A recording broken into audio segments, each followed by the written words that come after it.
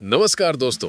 भारतीय cricket team के star बल्लेबाज शुभमन गिल एक ऐसा नाम जिसे लेकर उम्मीदें हमेशा आसमान पर रहती हैं। लेकिन टी20 इंटरनेशनल क्रिकेट में साल 2025 शुभमन गिल के लिए किसी बुरे सपने से कम नहीं रहा। चौंकाने वाली बात यह है कि पूरे साल में शुभमन गिल एक भी अर्धशतक नहीं लगा पाए। लगातार फ्लॉप प्रदर्शन, जल्दी आउट होना और फिर भी हर मैच में उन्हें मौका मिलना, यही वजह है कि अब सवाल खुलकर उठने लगे हैं। सबसे बड़ा सवाल, जब संजू सैमसन जैसे बल्लेबाज बेंच पर हैं तो फिर शुभमन गिल को लगातार तरजीह क्यों? पहले सच्चाई समझते हैं। शुभमन गिल का टी20 इंटरनेशनल रिकॉर्ड साल 2025 में साफ तौर पर कमजोर रहा है। ना बड़ी बारी, ना मैच विनिंग इनिंग्स, ना कंसिस्टेंसी। ये वही गिल है जो वनडे और टेस्ट क्रिकेट में भारत के सबसे भरोसेमंद बल्लेबाज माने जाते हैं, लेकिन टी20 फॉर्मेट में आकर उनकी बल्लेबाजी बिखरती हुई दिख रही है। तो सवाल उठता है, क्या समस्या स्किल की है? जवाब है नहीं। कटक में खेले गए टी20 मैच में शुभमन गिल की पारी ने उनकी मौजूदा फॉर्म की पूरी सच्चाई सामने रख दी।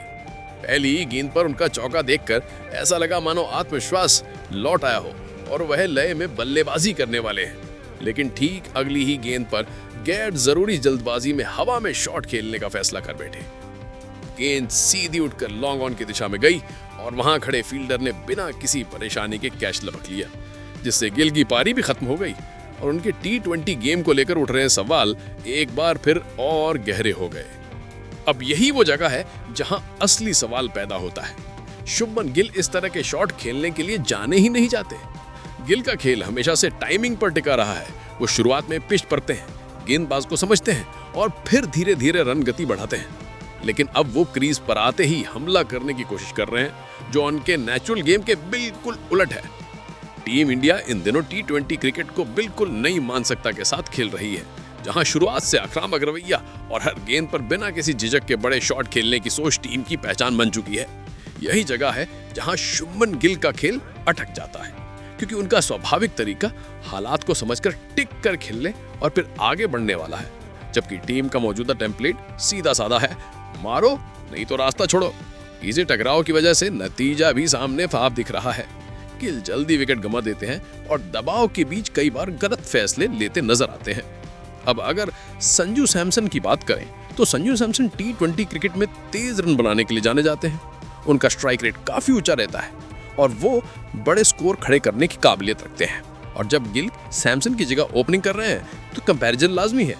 फैंस पूछते हैं सैमसन क्यों नहीं, और यही कंपैरिजन धीरे धीरे गिल के लिए दबाव बन जाता है। ऐसा लगने लगा है कि गिल सैमसन की तरह खेलने की कोशिश कर रहे हैं, लेकिन प्रॉब्लम यह है गिल वो बल्लेबाज नहीं है।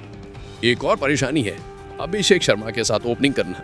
अभिषेक तेज खेलते हैं और जब एक बल्लेबाज हर ओवर में बड़े शॉट लगा रहा हो तो दूसरे बल्लेबाज पर भी खुद को साबित करने का दबाव आता है। गिल भी उसी दबाव में आकर अपने स्वभाव से बाहर जाकर शॉट खेलने लगे हैं, और जब आप अपनी स्ट्रेंथ छोड़ते कमजोरी पर खेलते हैं तो आउट होना तय होता है। इसमें जरा भी शक नहीं कि शुभमन गिल की तकनीक शानदार है। उनकी शैली क्लासिक भी है और भरोसेमंद भी, लेकिन तकनीक और टी20 क्रिकेट का रिश्ता हमेशा सीधी रेखा भी नहीं चलता। एक और महम बात, शुभमन गिल इस वक्त टी20 टीम के उप कप्तान है। उप कप्तान होने का मतलब सिर्फ मैदान पर रहना नहीं, बल्कि एग्जाम्पल बनना भी होता है। जब वो कप्तान ही लगातार रन नहीं बना पा रहा हो तो हर पारी और भारी हो जाती है। सीधे शब्दों में कहा जाए तो शुभमन गिल किसी की नकल नहीं कर रहे, लेकिन इस कोशिश में कहीं ना कहीं वो अपनी असली पहचान से दूर होते नजर आ रहे हैं।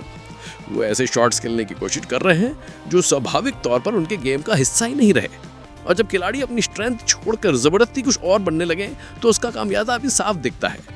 यही कारण है कि गिल बार बार गलत समय पर गलत फैसलों के साथ अपना विकेट गंवा रहे हैं। फिलहाल शुभमन गिल टीम का हिस्सा है, लेकिन अगर प्रदर्शन का ग्राफ इसी तरह नीचे ही बना रहा तो आने वाले समय में चयनकर्ताओं के लिए उनके नाम का बचाव करना आसान नहीं रहने वाला। चाहे खिलाड़ी को कप्तान हो या बड़ा स्टार, अगर लगातार रन नहीं बन रहे हैं तो बेंच तक की दूरी ज्यादा नहीं होती, और यही सच्चाई इस फॉर्मेट को बाकी क्रिकेट से सबसे ज्यादा बेरहम बना देती है।